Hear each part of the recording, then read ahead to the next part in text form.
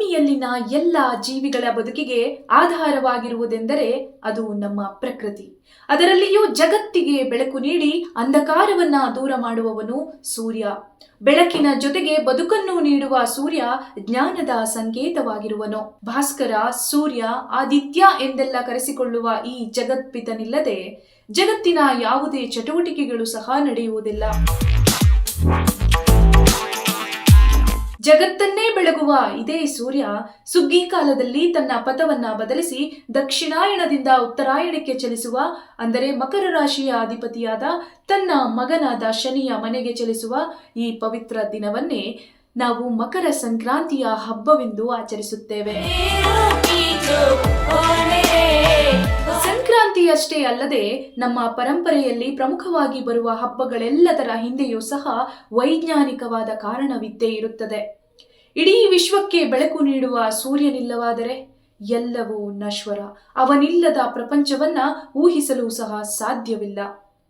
ನಮ್ಮ ಆಹಾರ ಬೆಳೆಯೋದಕ್ಕೆ ಹಾಗೂ ನಾವು ತಿನ್ನುವ ಆಹಾರವು ಶಕ್ತಿಯುತವಾಗಿ ಪರಿವರ್ತನೆಯಾಗಿ ಪೌಷ್ಟಿಕಾಂಶವನ್ನ ನೀಡುವುದಕ್ಕೂ ಸಹ ಸೂರ್ಯನ ಬೆಳಕಿನ ಶಕ್ತಿಯೇ ಬೇಕು.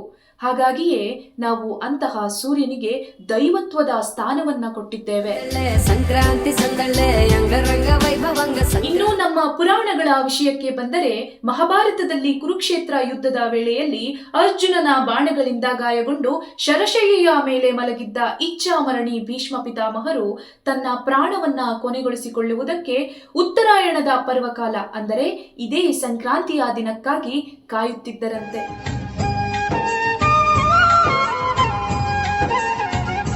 ಇನ್ನು ಭಗೀರಥನ ತಪಸ್ಸಿಗೆ ಮೆಚ್ಚಿ ಅವನ ವಂಶಕ್ಕೆ ಮುಕ್ತಿ ನೀಡಲು ಭಗೀರಥನ ಹಿಂದೆ ಬಂದ ದೇವಗಂಗೆ ಕಪಿಲ ಮಹರ್ಷಿಗಳ ಆಶ್ರಮವನ್ನ ಪ್ರವೇಶ ಮಾಡಿದ ದಿನವೂ ಇದೇ ಸಂಕ್ರಾಂತಿಯ ದಿನ.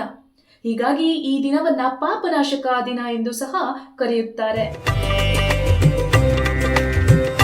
ಇನ್ನು ಮತ್ಸ್ಯ ಪುರಾಣದ ಪ್ರಕಾರ ದೇವತೆಗಳ ದಿನ ಶುರುವಾಗುವುದು ಇದೇ ಸಂಕ್ರಮಣದ ದಿನದಿಂದ. ಹಾಗಾಗಿ ಈ ದಿನವನ್ನ ಕಲ್ಯಾಣಕಾರಕ ದಿನ ಅಂತಲೂ ಕರೆಯುತ್ತಾರೆ. ಇದೆಲ್ಲ ನಮ್ಮ ಪುರಾಣಗಳ ಮಹತ್ವವಾದರೆ, ಇನ್ನು ಶಾಸ್ತ್ರ ಸಂಪ್ರದಾಯವನ್ನ ಆಚರಿಸದೆ, ಪರಂಪರೆಯಲ್ಲಿ ನಂಬಿಕೆ ಇಲ್ಲದೆ ವಿಜ್ಞಾನವನ್ನು ಮಾತ್ರ ನಂಬಿದವರಿಗೆ ಸಂಕ್ರಾಂತಿಯ ವಿಶೇಷತೆಯನ್ನ ತಿಳಿಸುವುದಾದರೆ, ಸಾಮಾನ್ಯವಾಗಿ ಬೇಸಿಗೆಯ ಕಾಲದಲ್ಲಿ ಹಗಲು ಹೆಚ್ಚಾಗಿ ರಾತ್ರಿ ಕಡಿಮೆಯಾಗಿರುತ್ತದೆ. ಅದೇ ಚಳಿಗಾಲದಲ್ಲಿ ರಾತ್ರಿ ಹೆಚ್ಚಾಗಿದ್ದು ಹಗಲು ಕಡಿಮೆಯಾಗಿರುತ್ತದೆ.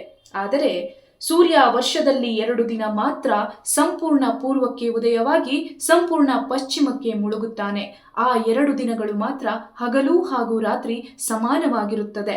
ಆ ದಿನವೇ ಉತ್ತರಾಯಣದ ಪರ್ವಕಾಲ, ಮಕರ ಸಂಕ್ರಮಣದ ದಿನ.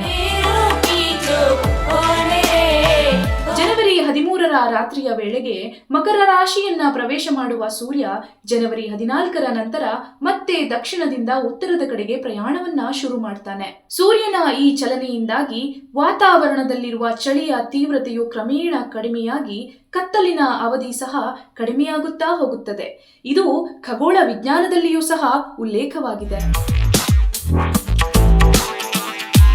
ಇನ್ನು ಮಕರ ಸಂಕ್ರಾಂತಿಯ ಆಚರಣೆಗಳಲ್ಲಿಯೂ ಸಹ ವೈಜ್ಞಾನಿಕ ಕಾರಣಗಳಿವೆ. ಕೃಷಿ ಪ್ರಧಾನವಾಗಿರುವ ನಮ್ಮ ಭಾರತದಲ್ಲಿ ಈ ಹಬ್ಬ ಒಂದು ಸುಗ್ಗಿ ಹಬ್ಬವಾಗಿ ಕಾಣಿಸಿಕೊಳ್ಳುತ್ತದೆ. ಸಂಕ್ರಾಂತಿಯ ದಿನ ಎಳ್ಳು, ಬೆಲ್ಲ, ಶೇಂಗಾ, ಕೊಬ್ಬರಿ ಅಂತ ಎಣ್ಣೆಯ ಅಂಶವಿರುವ ಪದಾರ್ಥವನ್ನ ಹಂಚುವ ಪದ್ಧತಿಯ ಹಿಂದೆ ಇರುವುದು ಸಹ ವೈಜ್ಞಾನಿಕ ಕಾರಣವೇ.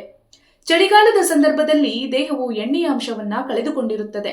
ಹೀಗಾಗಿ ಎಣ್ಣೆಯ ಅಂಶವಿರುವ ಎಳ್ಳು, ಶೇಂಗಾ, ಕೊಬ್ಬರಿ ಹಾಗೂ ಬೆಲ್ಲದಂತಹ ಶಾಖೋತ್ಪನ್ನಗಳನ್ನ ತಿನ್ನುವುದರಿಂದ ದೇಹಕ್ಕೆ ಬೇಕಾದ ಪೌಷ್ಟಿಕಾಂಶ ದೊರೆಯುತ್ತದೆ.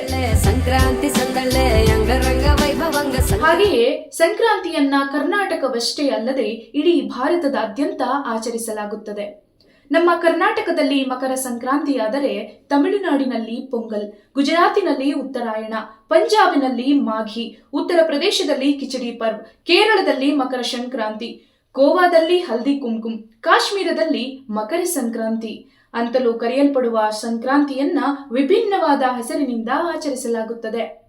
ನಮ್ಮ ಭಾರತೀಯರ ವೇಷ, ಭಾಷೆ, ಪದ್ಧತಿ, ಆಕಾರ, ಆಚರಣೆಗಳು ಭಿನ್ನವಾಗಿದ್ದರೂ ಸಹ ಪ್ರತಿಯೊಂದು ಧಾರ್ಮಿಕ ಆಚರಣೆಗಳಿಂದ ಸಾಂಪ್ರದಾಯಿಕವಾಗಿ ನಾವೆಲ್ಲರೂ ಒಂದೇ ಎಂದು ಸಾರುವುದು ಈ ನಮ್ಮ ಹಬ್ಬಗಳೇ. ಹಾಗಾಗಿ ಸಂಕ್ರಾಂತಿಯ ದಿನ ಸಮಸ್ತ ಸೃಷ್ಟಿಯ ಪಾಲಕನಾದ ಸೂರ್ಯ ದೇವನಿಗೊಂದು ಕೃತಜ್ಞತಾ ಭಾವನೆಯನ್ನ ತೋರಿಸಿ ಎಳ್ಳು ಬೆಲ್ಲವನ್ನ ಹಂಚಿ ಪರರ ಹಿತವನ್ನ ಬಯಸುವ ನಮ್ಮ ಮಕರ ಸಂಕ್ರಾಂತಿಯ ಹಬ್ಬವನ್ನ ಹೆಮ್ಮೆಯಿಂದ ಆಚರಿಸಿ ಗೌರವಿಸೋಣ.